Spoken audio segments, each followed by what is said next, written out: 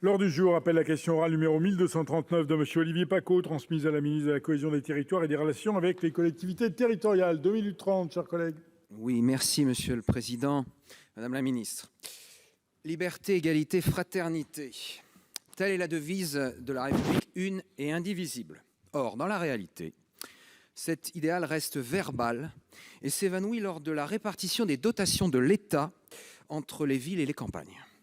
Ainsi, lorsqu'une commune de moins de 500 habitants bénéficie d'une DGF calculée sur une base personnelle de 64,46 €, une ville dont la population dépasse 200 000 habitants reçoit 128,93 € par personne. Est-ce juste ?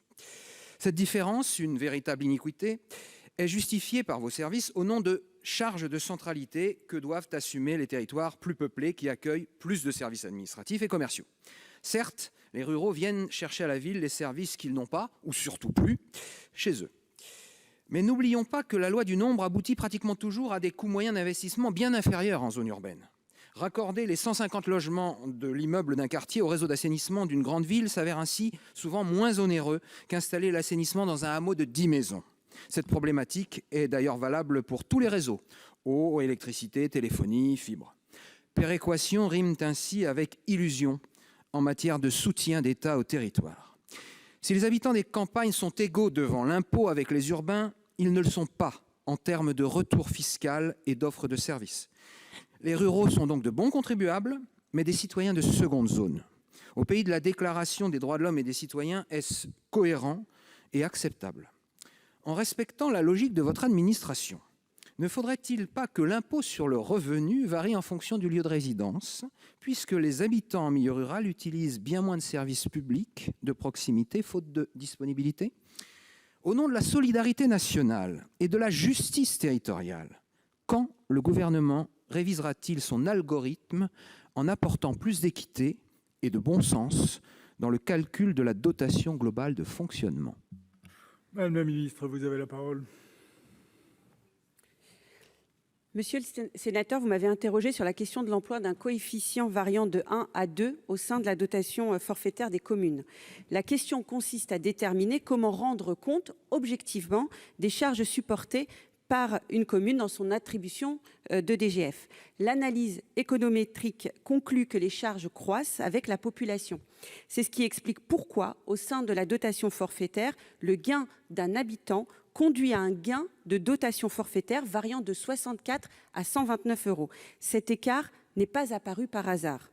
Il est fondé sur des travaux scientifiques conduits par des universitaires, plusieurs fois actualisés et confirmés. Le gouvernement a publié un rapport détaillé sur la question l'année dernière, rappelant l'ensemble de ces analyses. Pour vous en convaincre davantage, monsieur le sénateur, je vais prendre 2 exemples qui, j'en suis certaine, vous parleront. Est-ce que l'on peut ainsi dire que par habitant, le niveau des charges contraintes supportées par la commune de Compiègne, un peu plus de 41 000 habitants, est le même que celui de communes voisines de 500 ou 1 000 habitants? Objectivement, la réponse est non, car il n'est tout simplement pas imaginable de ne pas prendre en compte les coûts réels et objectifs induits par la démographie dans la répartition des concours financiers de l'État.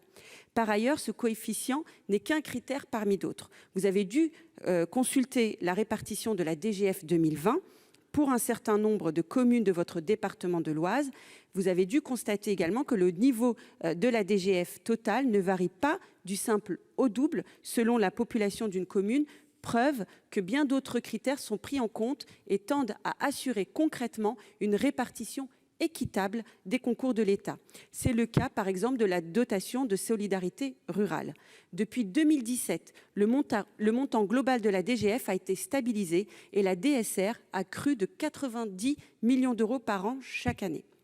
De même, la DETR a atteint depuis 2018 un niveau de plus d'1 milliard € par an, jamais atteint par le passé. Enfin, nous avons lancé l'agenda rural, issu d'un travail de terrain, et ces nombreuses mesures en faveur de la ruralité et des habitants comme de ses élus.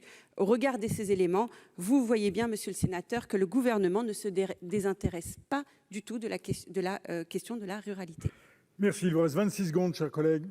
Oui, évidemment que le gouvernement ne se désintéresse pas de la ruralité, j'en suis conscient. Néanmoins, ce mode de calcul ne convient pas aux ruraux. Il existe une véritable ségrégation, et je pèse mes mots, qui s'illustre par ce chiffre qui va de 1 à 2.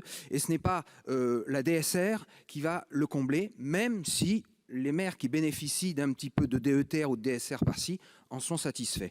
Il convient de faire des calculs un petit peu plus justes. Merci.